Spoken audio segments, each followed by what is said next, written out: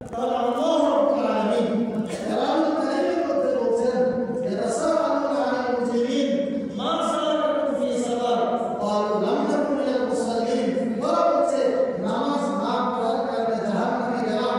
এখান থেকে আমরা পাইলাম নামাজ না পড়া জাহান্নামে যাওয়ার কারণ।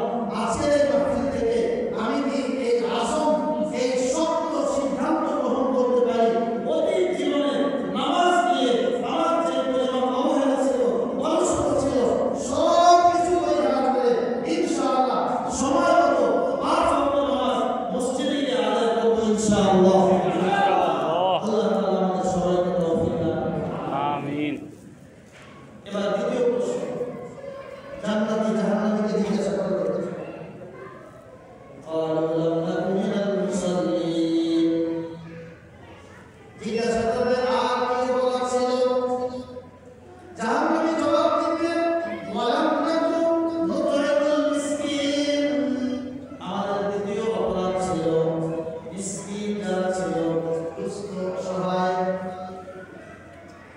দুস্থ অসহায় মিসকিন যারা ছিল তাদেরকে আমরা খানা খাওয়াইতাম না, গরিবের মুখে খাবার তুলে দিতাম না।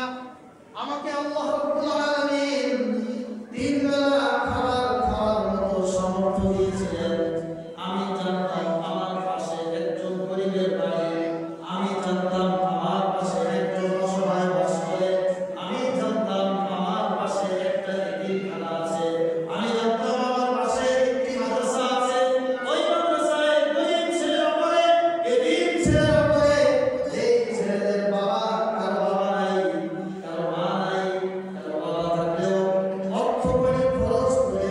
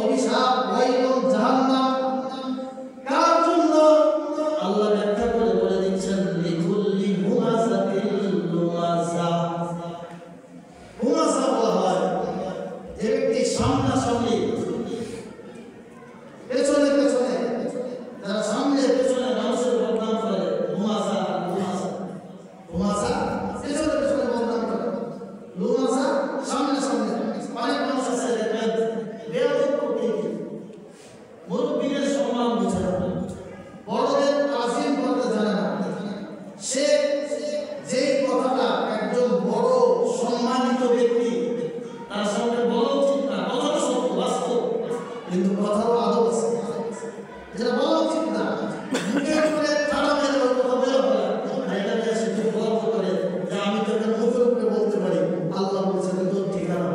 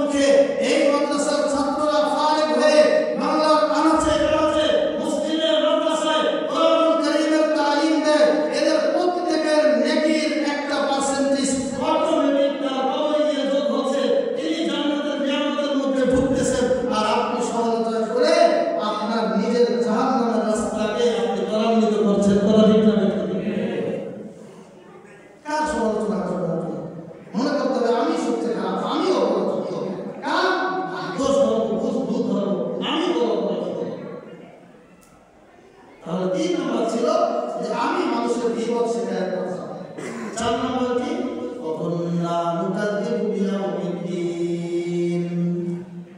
জাহান্নামী জাহান্নাম থেকে বলবে চতুর্থ যেই অপরাধ যেই কারণে জাহান্নামে আসলাম এই কারণ হলো কোরআনের কথা উলামায়ে কেরামের জবানে শুনেছি, হাদিসের কথা শুনেছি, দ্বীনের কথা শুনেছি, কোরআন সুন্নাহর বাণী শুনেছি, কিন্তু এটাকে মনে প্রাণে বিশ্বাস করতাম না, বুঝতাম হুজুররা যা বলে নিজে বানায় বানায় বলে, ওনাদের সাথে কথা বলে, ওনারা যা বলে এগুলো মনে হয় সঠিক না।